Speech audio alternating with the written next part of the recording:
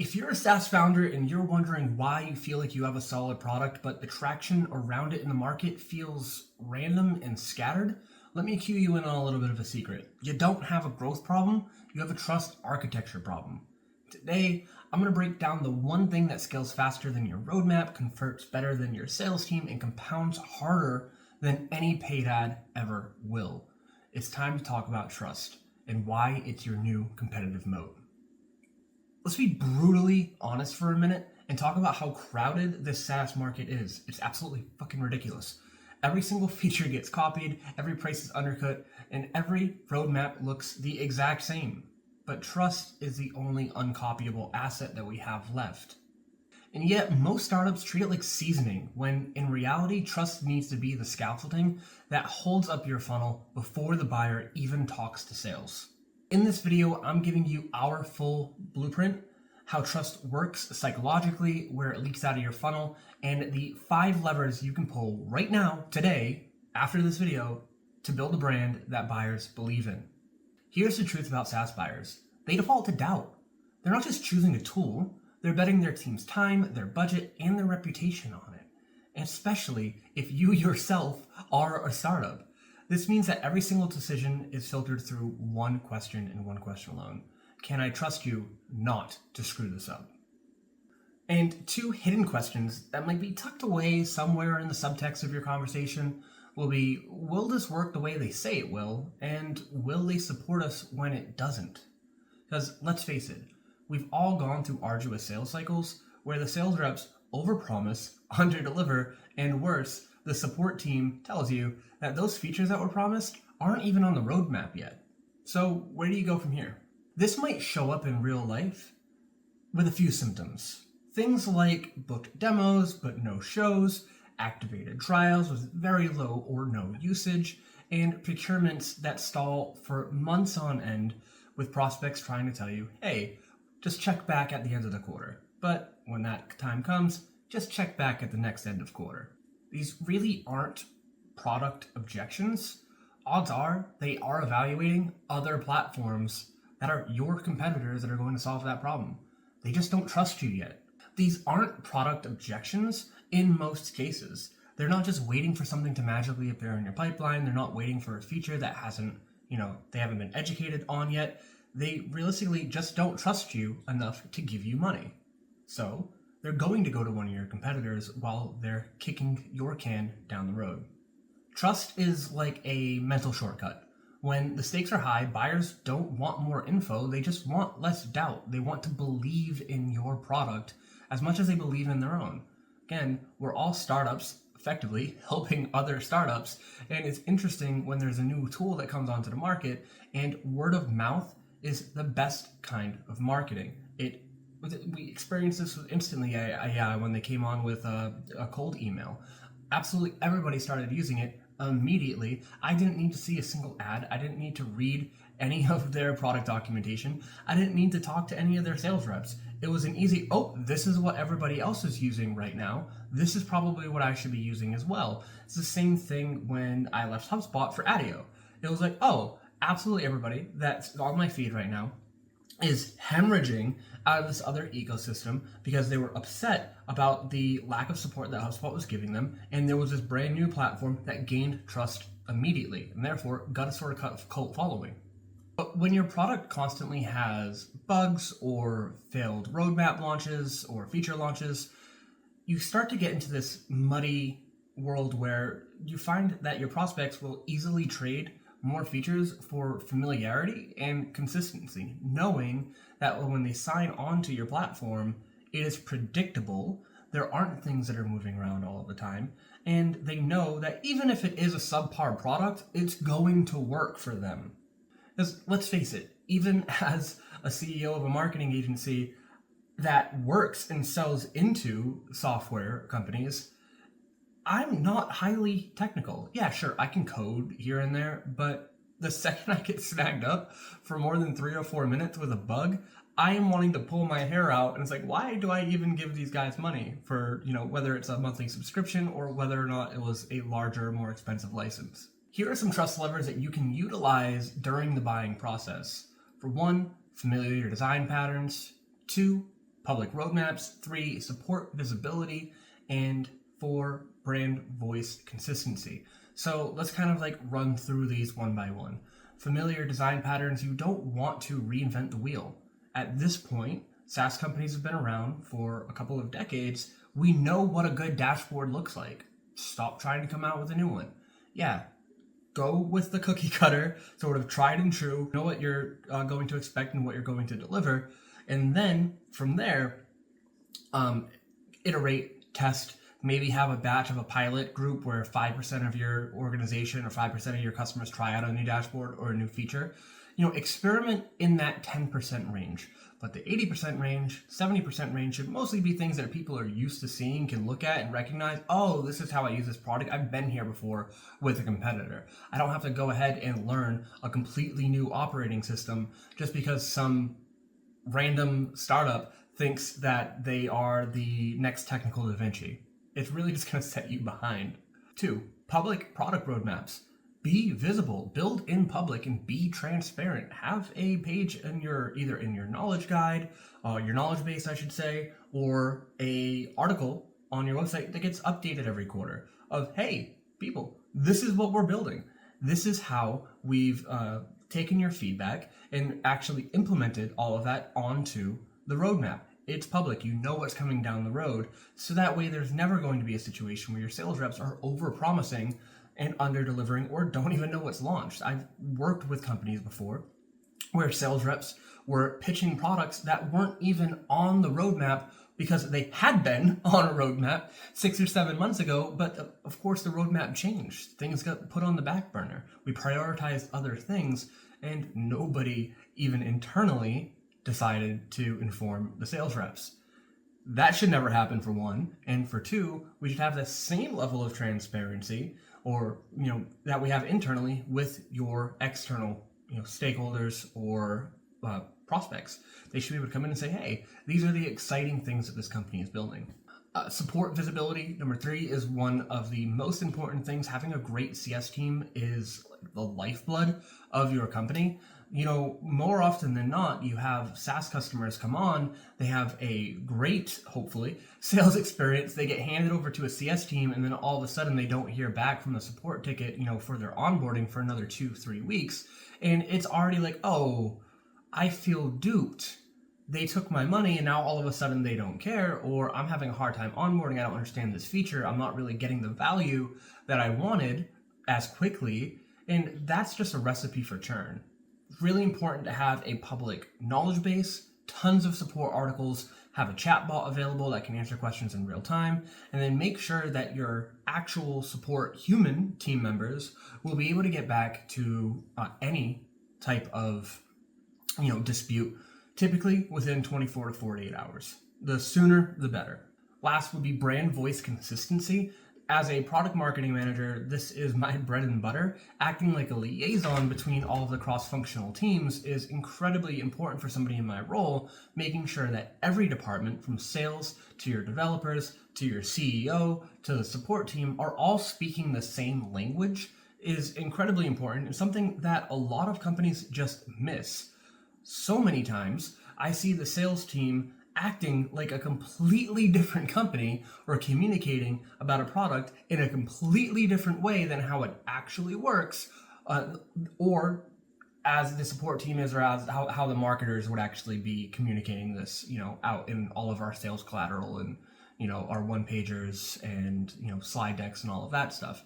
So you don't want to give the customer whiplash every time that they get handed over to a new department because suddenly the brand narrative has changed. Without trust, buyers stall. They delay, they negotiate harder, they try and see how much more they can squeeze out of you because they sense that you're not confident in your own product enough to be putting information out there to gain their trust. You're not really putting your best foot forward.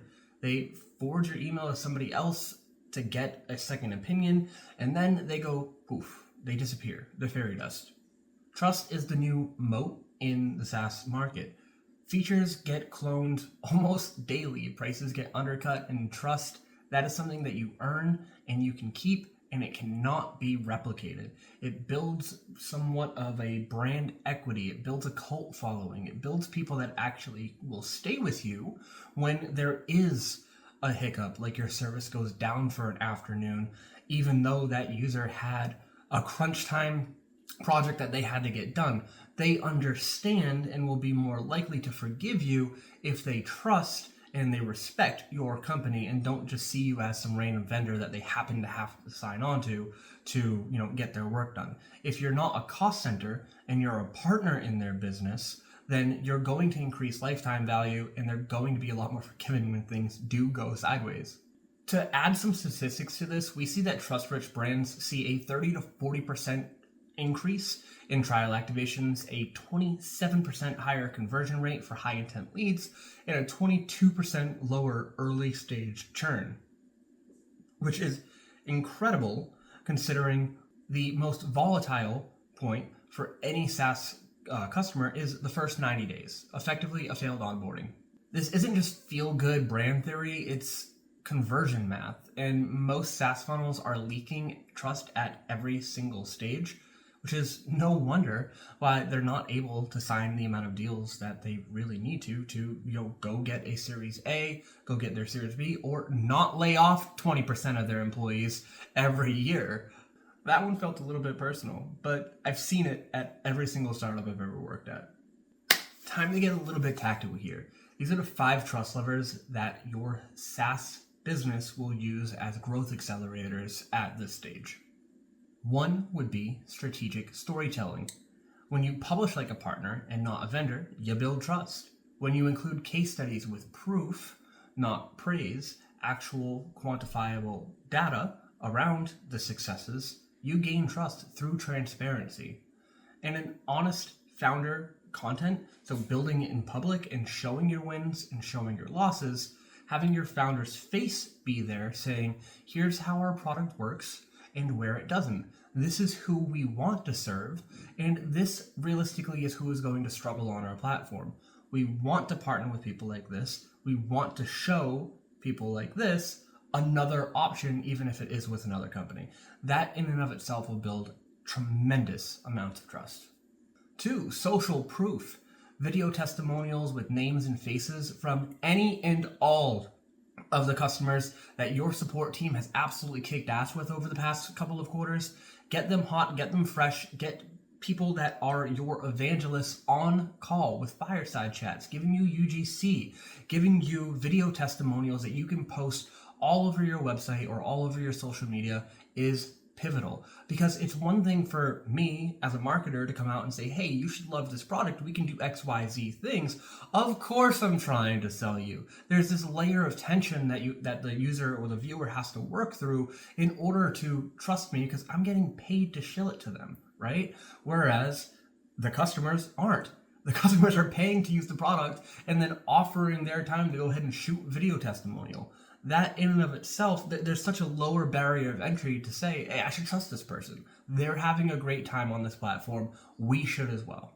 Things like as seen in press features, so any opportunity that you have to get published in like a Forbes article or a highly trafficked Medium article or somebody's Substack, huge, absolutely. Go ahead and put those trust badges, whether it's a third-party trust badge or, again, a major publication, you can publish in the New York Times or a Forbes article, go ahead and put those on your homepage saying we've been featured in these publications.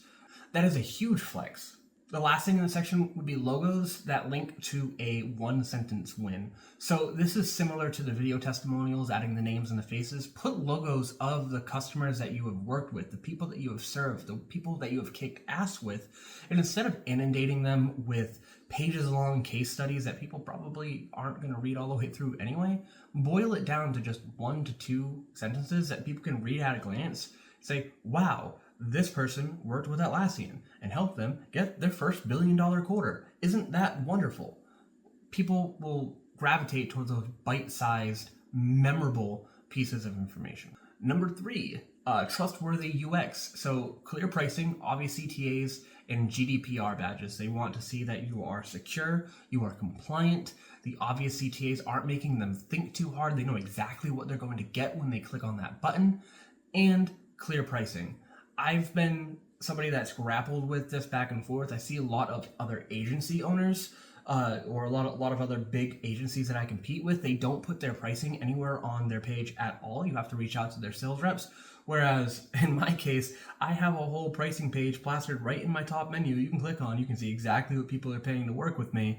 And there's a PDF that I will share with you whenever that breaks down per line item absolutely everything we can possibly do and what it costs. Because I want everyone to know, whether or not you're a startup or you're an enterprise, that you're paying the same thing as the next guy, and that I'm not trying to sit there on a per project basis saying, oh, well, I can squeeze out another couple grand out of this person. No, the price is what the price is, and people have a lot of respect for that. That's my personal opinion. Next would be status pages, live chat ETAs, and founder intros on key pages. So showing who your team is with bios, where they have been, where they came from, what they're working on, what they're excited about, goes a long way to make you feel like, hey, I have a lot in common with this founder or with this CMO or with this insert whatever role. Next is number 4, would be compliance transparency. So don't just say that you're secure, show your SOC 2 path, update logs, your SLAs, and especially if you're an early stage startup, say what's coming next. This kind of goes with the whole show your roadmap, build in public, and be transparent. Silence kills trust. I even talk about this all the time on blog content, where a lot of the customers that I assess as I'm reaching out to them as prospects, very first thing that I look at is, do they have a good website? More often than not, this was something that they threw up on Wix over the weekend and then never touched again. That kills trust. And then the second thing I'll look at will be their blog. How frequently do they post? And again, more often than not, it kills my trust and it breaks my heart so much when I get on there and there's like 3 blogs that got published in the last quarter. It's maybe 1 per month. It might be, it is July right now, so it's like the last time that they posted was May. What are you doing? It's effectively showing that the heartbeat of your company is dead and that you don't have anything exciting to talk about and you have no value that you're willing to give to the customer before they give you money. That immediately erodes trust as well. Last year will be ecosystem credibility, so co-marketing with known platforms, getting bigger players and bigger like industry leaders, like individual people in your industry to speak on your platform, do guest blogs or do backlinks for backlinks type situation, goes a long way, saying like, hey, this enterprise uses us and they're willing to talk about us, they have a partnership with us. Huge. It's just not a shot in the dark anymore. Creating an active community or an advisory board is another huge thing, showing other people are actually a part of a bustling live community here that are adding comments, answering questions for one another, helping with support tickets, sharing how-to tips and tricks on the platform. That also just helps your support team a tremendous amount as well and reduces a lot of the lift that they have to do so they can focus on higher impact actions. And again, show that you're part of something bigger than your brand. Get involved in charities, work with your local communities. To look at some big companies that we're all familiar with, let's look at Figma and Notion. So first up the bat would be Figma, who didn't really sell features. They just gave away access and then built a creator community and then shipped transparently, which was huge. So that's why so many Figma users are just diehard evangelists of this company, and it's so hard to pull them out of that ecosystem. Whereas Notion, for instance, made trust a part of every single page, so they gave simple pricing, they obsessively mulled over all of their useful help docs or their knowledge base, which is a huge thing. Your knowledge base should be easily searchable, navigable, and actually give people the tutorials that they need to solve their problem right away. Atlassian does a phenomenal job at this, and I always point anybody when we're building new knowledge bases towards the Atlassian knowledge base because I think it just kicks ass. And it always helps to have real humans teaching the products, and that can be through videos embedded in the knowledge base as well, or on YouTube tutorials or anything like that. Like, just get your people, whether it's your product marketing manager or your CMO or sales rep, or whatever, just get them on camera walking through what the product does and how to do it. We want to actually feel like we're having a conversation or that we're on a Zoom with somebody. And it's like, oh, yeah, okay, yeah, that makes sense. I overlooked that. Otherwise, you're going to have your users just spinning their wheels during their onboarding or during that first pivotal 90 days, and they're going to hop and they're going to churn if they just realize that they keep getting tripped up at the same spot and they're not unlocking the value that was promised. To break this down on why both of these worked, Figma made users feel seen and Notion made their users feel safe. So trust wasn't really a byproduct, it was the product, and it was built at the ground level, the first touch. The sad truth here is that most brands lose trust at the middle of the funnel, and that's because they stop proving and they start pitching. They stop their marketing wheels running and they turn on the sales machine. And people feel that as a personal attack. The best ways to fix this are creating honest comparison pages between yourself and your competitors, product explainers with behind the scenes tech, and CEO emails and customer onboarding stories. So talking about how X customer that is of a similar profile went through their onboarding in record time and unlocked value within the first, let's say, 2 weeks on the platform. So that way, people, again, that can identify with a similar customer understand that there is a clear path forward for them.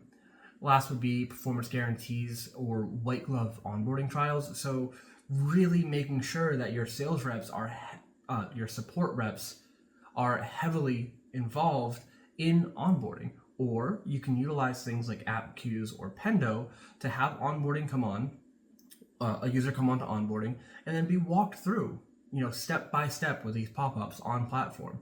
We had a mergers and acquisitions company that I worked for a few years ago, and we didn't really have a customer success team.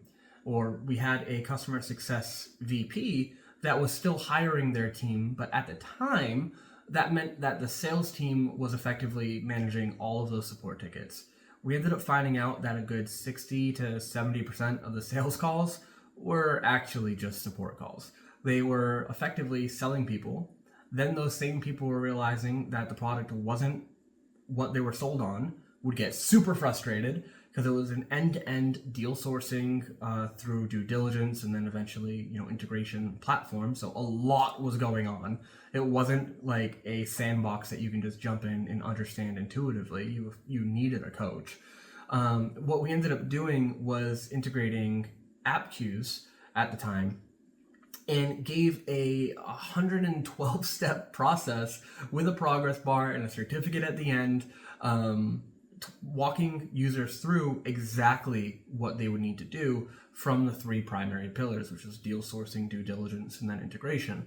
So they would graduate from one to the other and move through a sort of mock deal that they would identify, pick, research, go through a fake due diligence stage, and then go through a fake integration stage. And people then finally understood how easy the platform was to use when you actually did all of the things in order rather than just hopping between all the screens because they didn't know where else to go.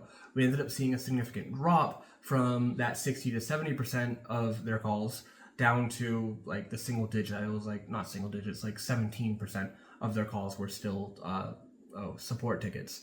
That allowed them to focus more on sales than making up for the mistakes of overpromising customers that this platform was super intuitive.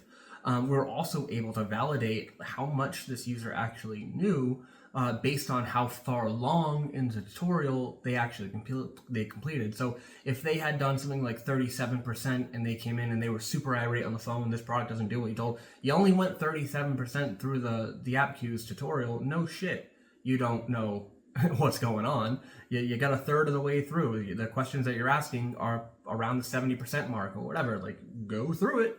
But whereas if a customer had been in the 90% or, completed it and got their certificate and all of that, then I was like, okay, yeah, there's probably a disconnect between, the product or an issue with the tutorial that we need to then go back in and dissect. So it was really helpful for that. Buyers don't really want another call. They just want proof that they're not going to make a mistake with you. And then after they log in for the first time, they want proof that they made the right choice signing on to this platform that might have cost them hundreds of thousands of dollars. And this is where trust becomes a flywheel.